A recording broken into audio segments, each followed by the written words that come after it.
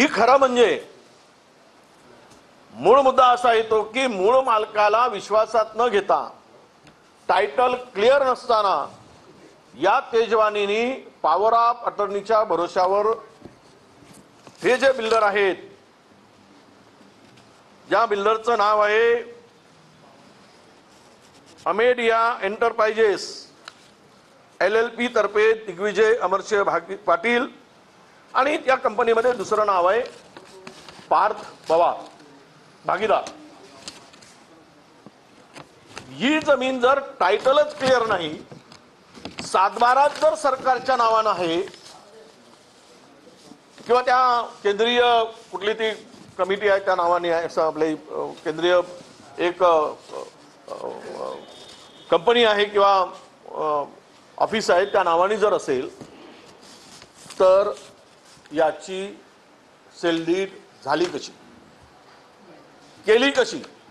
म्हणजे मुळात प्रकरण इथून सुरुवात होतो की माझ्या नावाने सातबारा नाही, ते न बघता प्रॉपर्टी क्लिअर नसताना काल जिल्हाधिकाऱ्यांनी सांगितलं की अजूनही सातबारावर नाव हे सरकारचंच आहे। या संदर्भात यापूर्वी या सगळ्या मंडळीकडे याच पार्थ पवार आणि कंपनीचे काही जवळचे बिल्डर गेले होते, त्यांनी ही जमीन मागितली होती। त्यांनी सांगितलं की आमच्या नावाने जमीन होऊ द्या, मग आम्ही खरेदी विक्रीचा व्यवहार काय ते करू। हे हातात न आल्यामुळं या सगळ्यांनी त्या तेजवानी नावाच्या बिल्डरला पकडलं, शीतल तेजवानी, आणि ही खरेदी विक्री करून घेतली। मुळात हा व्यवहारच पहिल्यांदा रद्द होण्याची आवश्यकता आहे, कारण जमिनीचा मालक सरकार आहे, खरेदी विक्री होऊ शकत नाही। हा 420चा गुन्हा आहे, पहिल्यांदा यांच्यावर 420 अंतर्गत या दोघांवरही गुन्हा दाखल झाला पाहिजे, ही आमची मागणी आहे।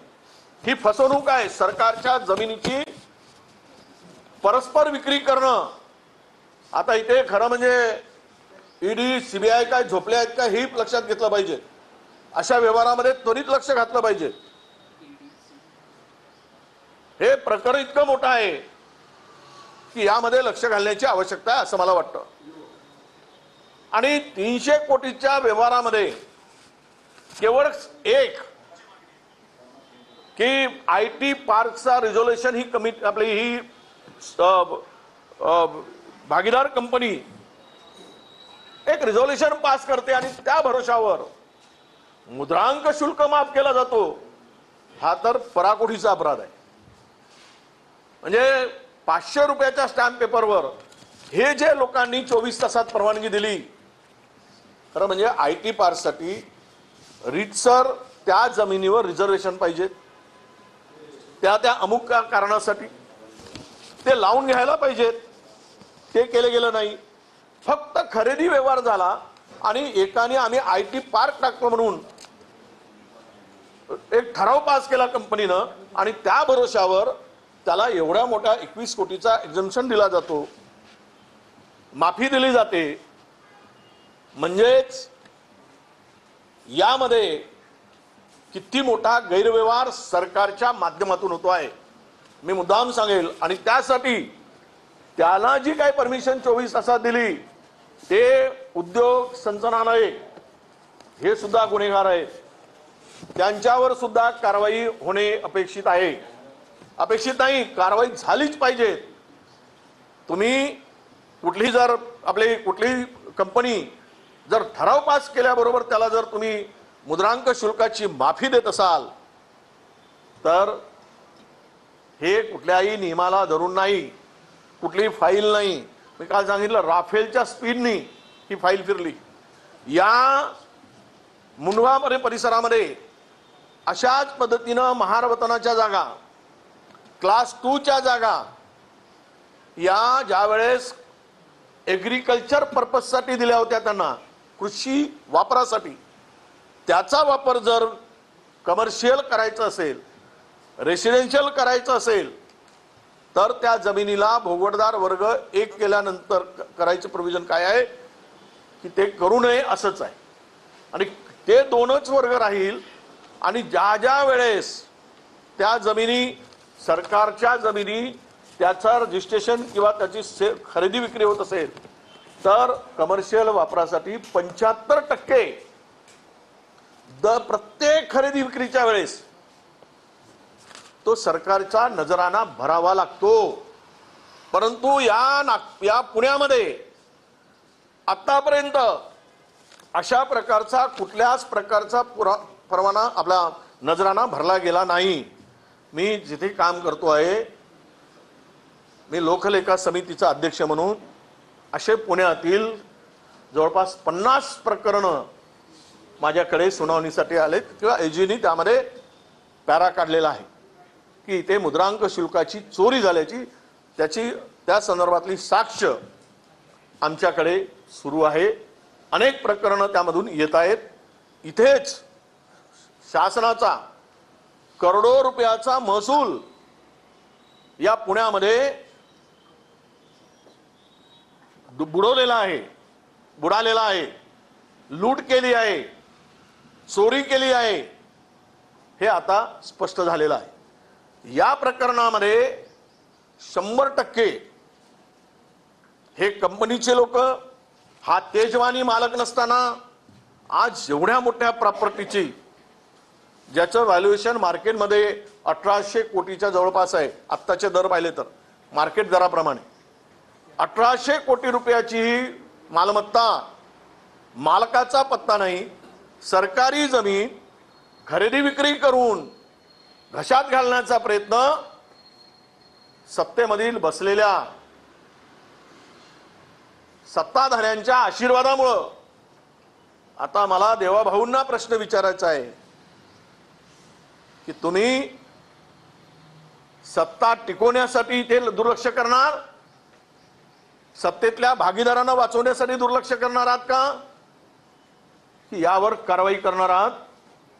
हा प्रश्न मी मुख्यमंत्र्यांना विचारतोय।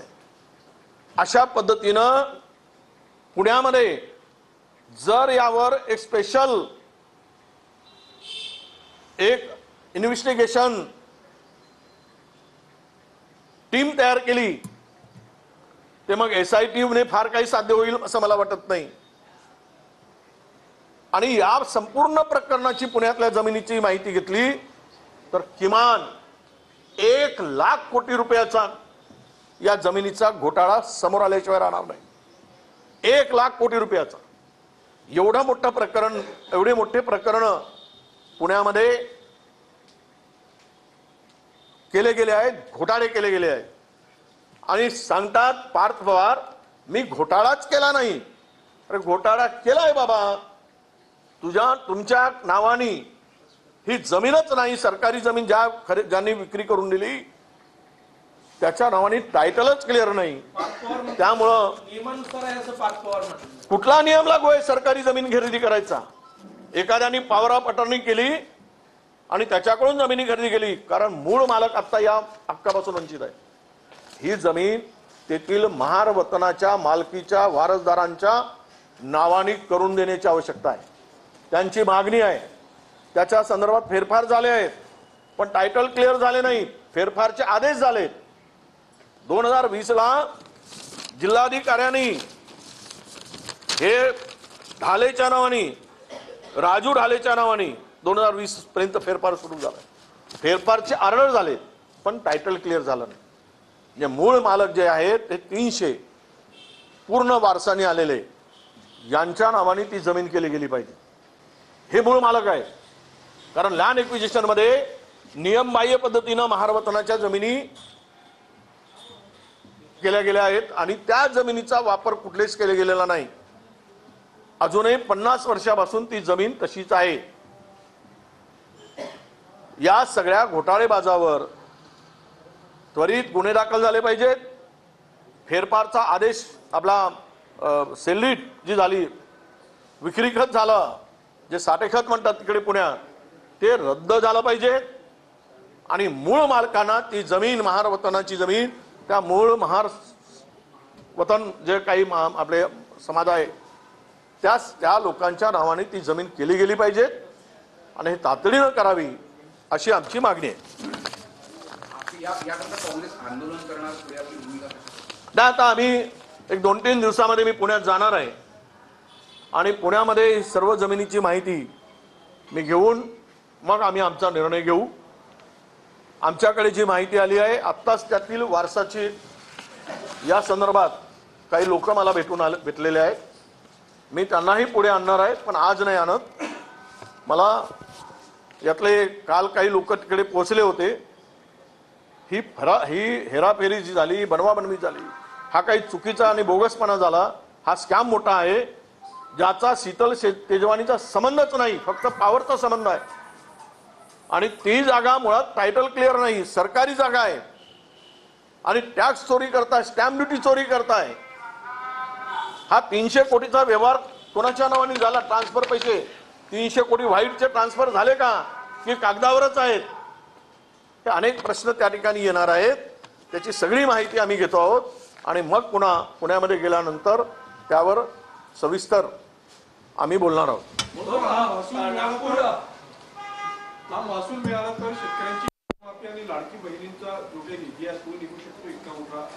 आज 21 कोटी रुपये स्टॅम्प चोरी करताय. दुसरीकडे उपमुख्यमंत्री, वित्तमंत्री सांगतात की तिजोरीत खडखडाट आहे.